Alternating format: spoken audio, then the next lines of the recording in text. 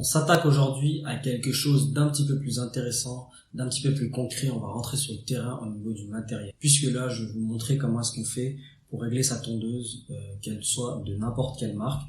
Puisqu'évidemment, il y a des marques différentes qui utilisent quelques systèmes qui parfois peuvent varier. Mais attention, il faut savoir que votre tondeuse n'est pas forcément réglable. Et lorsqu'elle l'est, il faut utiliser un bon réglage, sinon ça peut être dangereux. Ou alors vous allez perdre toute praticité au niveau de la coupe. Alors équipez-vous de votre tondeuse, d'un tournevis et éventuellement d'une paire de clés à lait. Et c'est parti. Bonjour à tous, c'est Rico et bienvenue sur ma chaîne YouTube. Sur cette chaîne, on va essentiellement parler de matériel pour les cheveux et la barbe. On va également parler de produits pour la peau, la barbe, les cheveux. Et bientôt, vous le verrez, j'espère, on va faire des vlogs. Certaines tondeuses sont nativement équipées de vis permettant d'effectuer un réglage. Ça peut être plus ou moins pratique chez certaines marques comme chez Babyliss ou alors un petit peu compliqué comme chez Haircut ou alors chez Wool. Mais sachez que grossièrement, c'est une action qui est hyper facile à réaliser.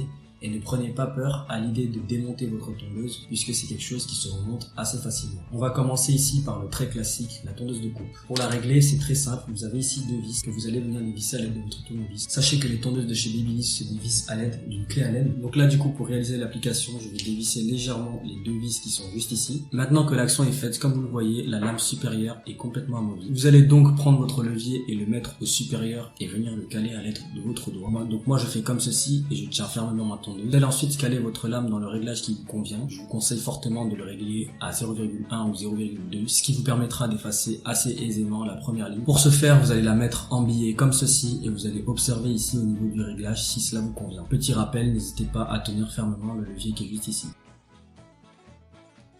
Pour effectuer des tests, vous allez passer votre doigt comme ceci. Et si vous sentez des griffures, sachez que la lame est un petit peu trop haute. Et c'est dans ce cas que ça risque d'être un petit peu dangereux, puisqu'évidemment, lorsqu'elle est un petit peu trop haute, vous risquez de couper lorsque vous la mettez à zéro. Pour mon cas, le réglage actuel me convient.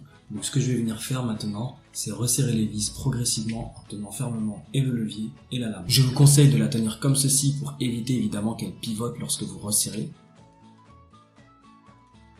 Une fois le réglage fermement appliqué, vous pouvez allumer votre tondeuse et tester directement sur votre main. Concernant la tondeuse de finition, ici ça va être un tout petit peu différent puisque pour la Babyliss Skeleton par exemple, vous n'aurez pas du tout besoin de démonter complètement la lame. Il vous suffira uniquement de démonter les deux vis qui sont apparentes juste ici. Pour vous montrer, ce sont les deux vis qui sont là. Et une fois cela fait, il vous suffira de placer la tondeuse exactement comme sur la tondeuse de coupe.